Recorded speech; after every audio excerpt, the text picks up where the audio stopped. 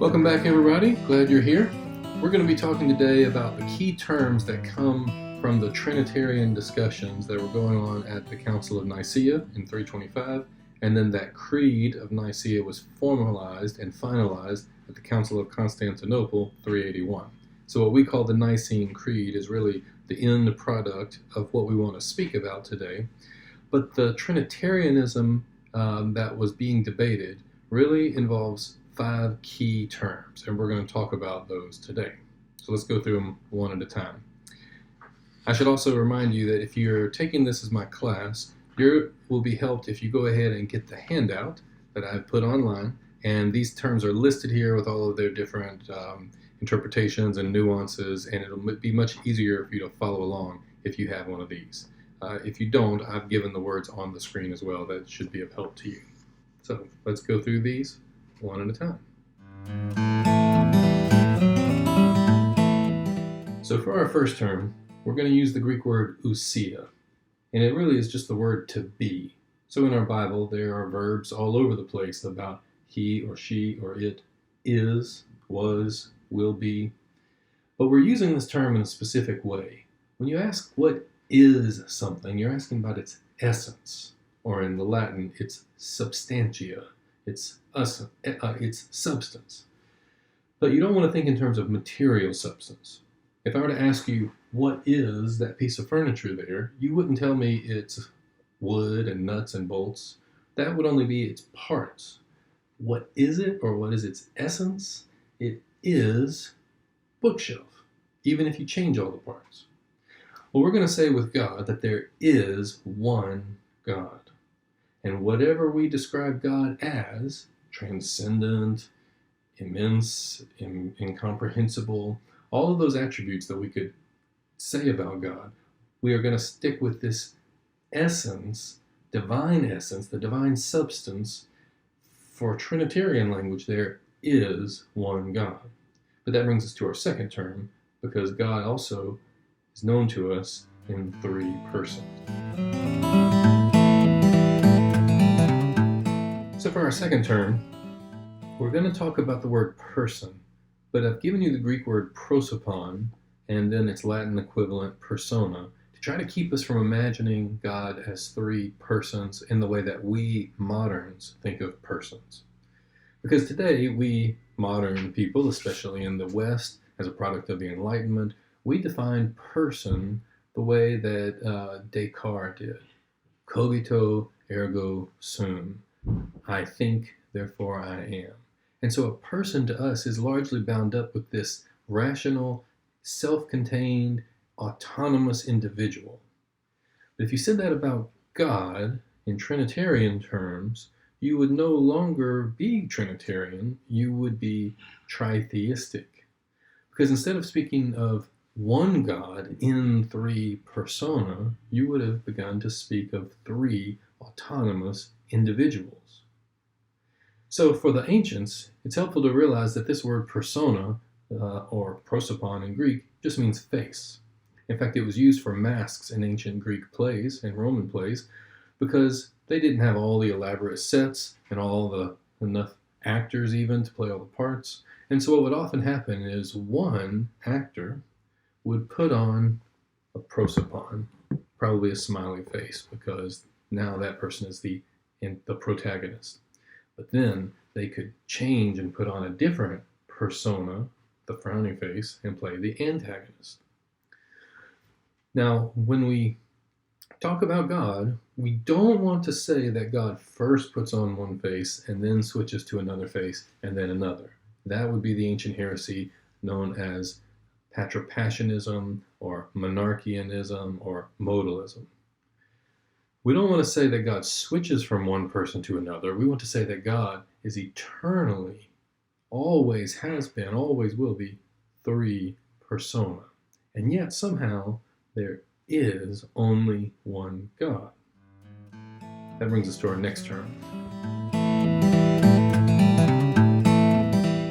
So our third term is, for my course and for the material we're talking about, it's going to be synonymous with the word person, persona. But it wasn't always. So there's a long and sordid history with this word, but it's important that we know this term for our upcoming readings. The word hypostasis, for my course, needs to be understood as meaning person. But remember, persona or prosopon could just be a mask, a face someone puts on, and that's not quite strong enough. It wasn't strong enough for most in the 4th century. They worried that that insinuates that God does switch faces, and he's just temporarily this persona at some time and at another time.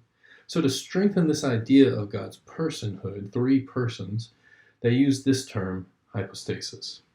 Now, again, it gets confusing because in many of the readings, they prefer this word, and sometimes it gets translated through the Latin. Instead of substance, which translates our first term, they translate it not substantia, but subsistencia, and that gets in English subsistence. But what's the difference between substance and subsistence? The truth is, nobody ever pays attention. Nobody cares, because no one uses this term anymore. So for our sake, when you read this word subsistence, you need to remember it's translating this Greek word hypostasis. And for my class, hypostasis means person. Got that? Make a flashcard. Hypostasis means person. Hypostasis means person.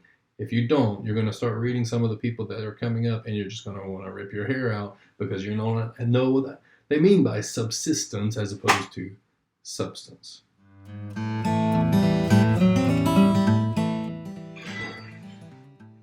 Okay, so our 4th term is the biggie. It's the Greek word homoousios, a combination of the word homo, which means same, and ousia, that first term we used, essence or being, substance.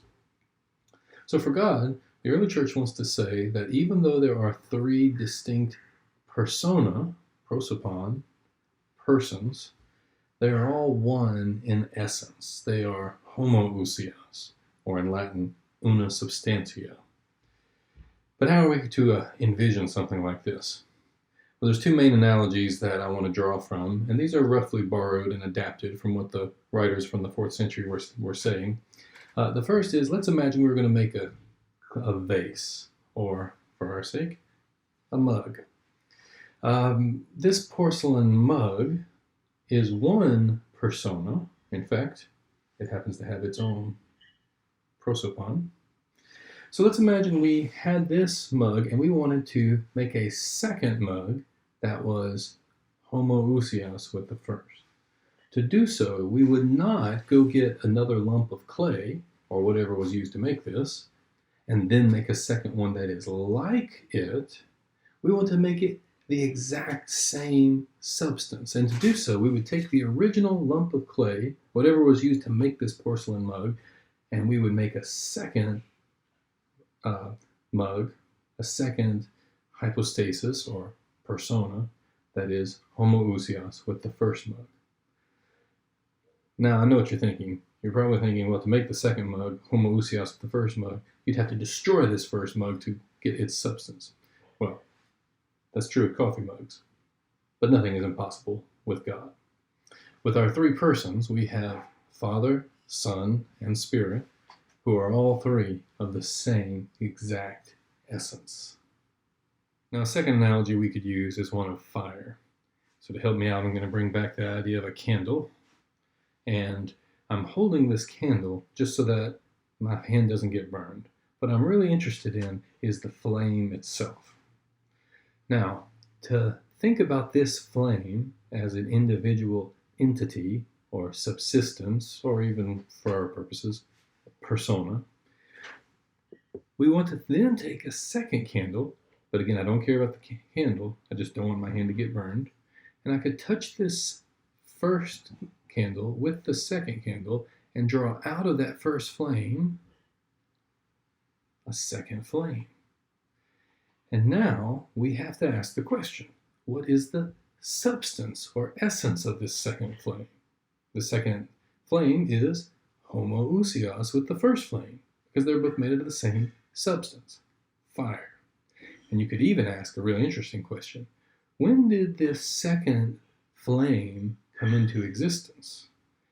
In a certain sense, you could recognize that this second flame always existed within and wholly as the first flame. And what we have simply done is drawn out to our vision light from light, flame from flame, as it says in the Creed, true God from true God. Now again, at this point you might be thinking, if you're thinking in a scientific framework, well, there's really no such substance called fire. What we're simply seeing with these two flames are heat and light being given from the chemical breakdown, that is, the candle wax being transmitted up the fuse. But you have to forget Chemistry 101 and just see it for the mystical image that it is. We have, in the Creed's words, light from light, true God from true God. Two entities, or two persona, that are homoousios with each other.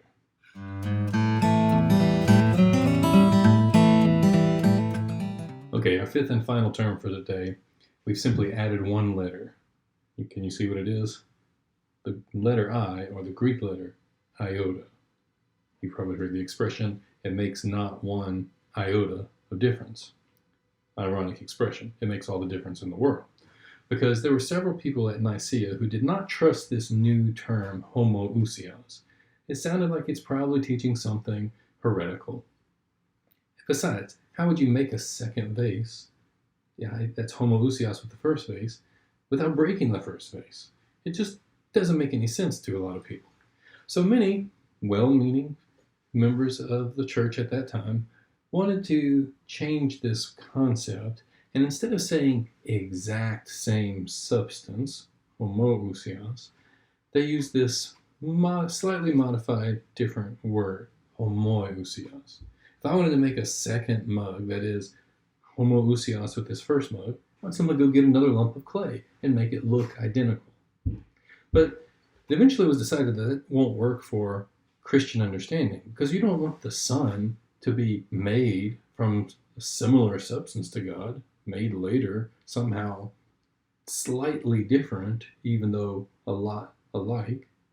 For the early church, that just eventually was decided it would not work. And so they settled on that fourth term, homoousios, as the best way to explain, or at least to articulate, what we believe about God.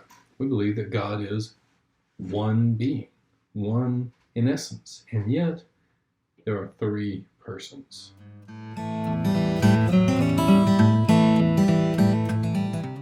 Well, that concludes our talk for today. With those 5 key terms, we now have the terminology that will be used, the ingredients for the recipe to have the doctrine of the Trinity. What we need to do next, though, is really try to think about how are we envisioning and imagining all 3 persons relating to one another. Come back next time to see more about that.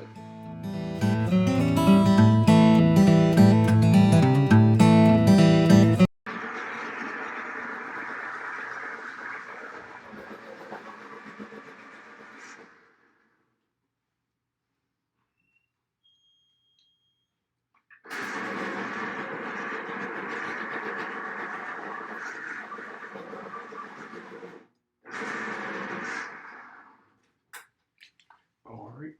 Okay. See you later. You have fun recording.